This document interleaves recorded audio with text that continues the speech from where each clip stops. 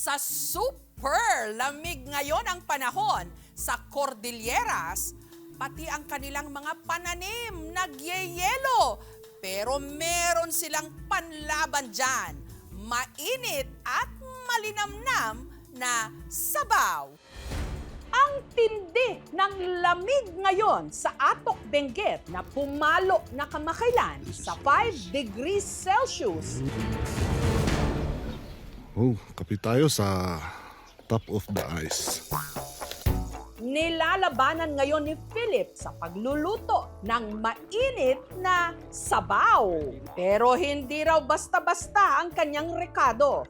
Ang paborito niya kasing isahog sa kanyang sinabawan, bungsos o binurong bituka ng baboy. Ang bungsos ay naranasan kong matikman nung magkaroon ng singa o yung tinatawag na ritual and sacrificial feast sa amin. Sa baboy na kinatay may tinatanggal na parte ng intestine na itinatabi. Para siguruhing malinis, si Philip mismo ang naghahanda ng kanyang bungsos. May mga dumi pa na hindi naaalis kaya ating aalisin. Ang nilinis na bituka ng baboy, sunod na nilamas ng asin. Pwedeng gamitin kahit anong container. Pwedeng latap, basta takpan ng mabuti. After 3 to 5 days, pwede nating i-check kung okay na yung fermentation niya.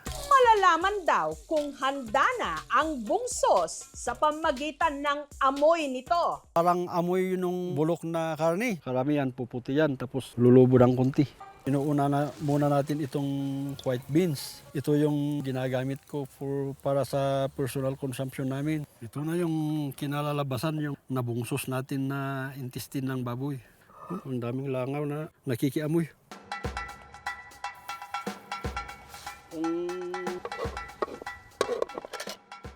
Iba talaga yung amoy, pero wag mong isipin yung amoy. Yung sarap talaga yung inaano natin dito. Kasi pag yung amoy talaga, baka mawawalan kang ganang kumain.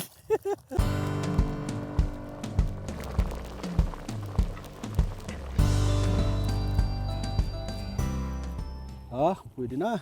Ang mga gulay na ipinansahog niya galing mismo sa kanilang bakuran. Dito kasi mas fresh yung nakukuha dyan sa garden. Tapos timplahan natin ng konting asin para may lasa.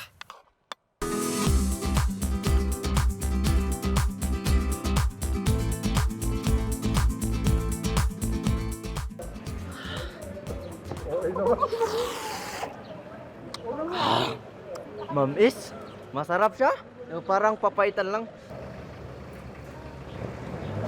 Para siyang yung matagal na karne. Malambot. Ang pagpo-ferment ay nakakapag-develop ng probiotics which is good for digestion and absorption.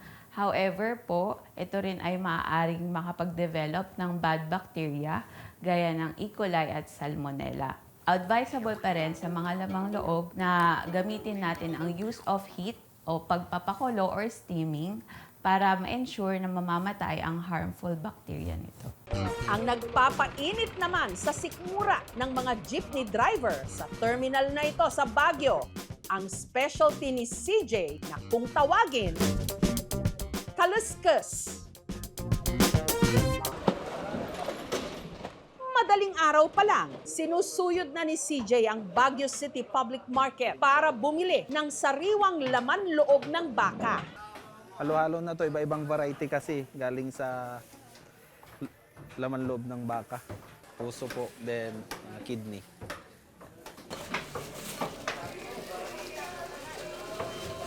So ito na yung mga first batch ng palengke natin ngayon. Hinugasan niyang mabuti ang laman loob ng baka. Iginisa. And number 1 na pinalagay pang pakulay is aswete po.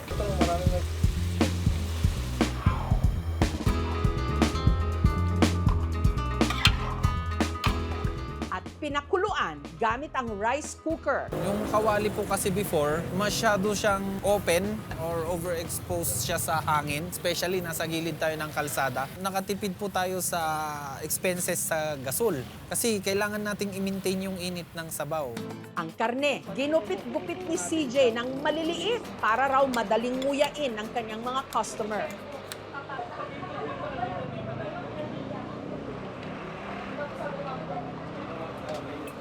Kada serving ng kaliskas, 90 pesos. May kasama ng rice at unli sabaw. First time ko lang po itong matikman. Sobrang linamnam niya.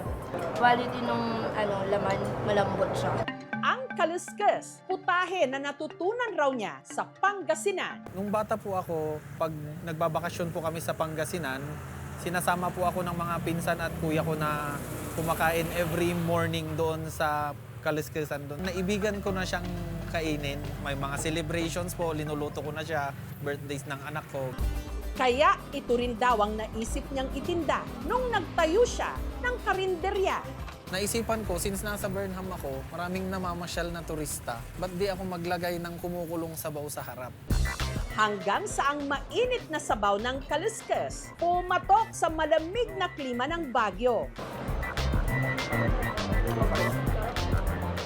Kung dati, 3 kilo ng karne lang daw ang inihahanda ni CJ, ngayon umaabot na ng 30 to 40 kilos. Ni-start ko to way back September 2, 2024. First day, wala. Pero hindi ako sumuko.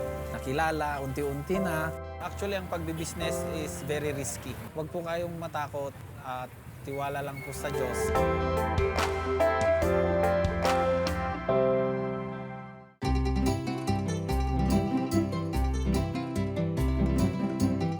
Ang sabaw namang ito ang mas lalong nagbibigkis sa mga espesyal na okasyon ng mga kapatid nating Igorot.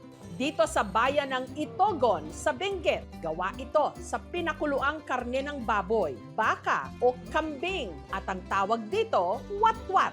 Ang watwat ay maaring salitang ibalo o sistema ng pamimigay ng karnes or the sharing of the meat doon sa mga nagpuntahan, no? Doon sa pagdiriwang na iyon. Bata pa lang daw si Mara, comfort food na niya talaga ang watwat. Watwatan. Nakaraniwang inihahain ng mga tiga-Cordillera tuwing meron lang importanteng okasyon. Like doy at the picture na rin nakasabay. Pagpagam, tapos kargamit joy bag. Di ba? Nung bata nga po kasi ako, nakikikain ako sa mga kapitbahay. Kapag may namatayan, kapag may kasalan, ang haba-haba ng pila.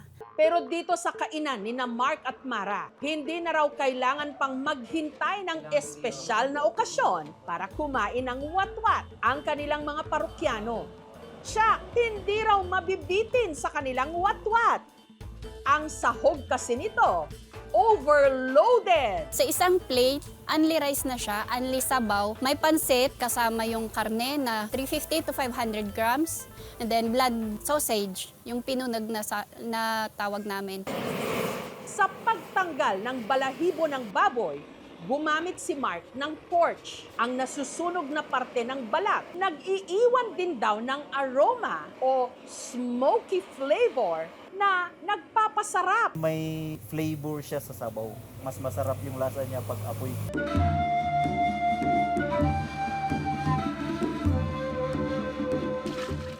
Hindi katulad ng ibang mga sabaw na sangkaterba ang mga pampalasa, ang nagbibigay lang daw ng flavor sa kanilang watwat, asin. At pati na ang estilo nila ng pagluluto. Para makuha namin yung consistency ng sabaw na medyo malapot-lapot, nilalagay na rin namin kasi hindi na namin sinaserve kapag mataba. Pinapakuluan na rin namin para mapunta doon sa sabaw yung lasa ng karne at saka yung taba. Ang watwat overload nakahain sa uba o sapal mula sa katawan ng saging. Noon, yung mga ninuno namin, yung mga lolo namin, walang plato. Kaya pag may feast, tsaka may handaan, yun yung ginagawa nilang plate para mag-serve. Ang libre namang unli sabaw nasa Takure. malinamnam. Parang matagal pinapakuluan siguro yung karne. Mayahambing siya doon sa ginagamit sa sabaw ng ramen. No? Para mai-promote pa natin yung isa sa mga kultura natin, food or delicacy, para sa mga susunod na henerasyon, hindi nila makalimutan. Ang sabaw, hindi lang pampainit. Ito'y salo-salo, mga kwento at kultura sa bawat higo. Bow! Thank you for watching, mga kapuso. Kung nagustuhan niyo po ang videong ito, subscribe na sa GMA Public Affairs YouTube channel. And don't forget to hit the bell button for our latest updates.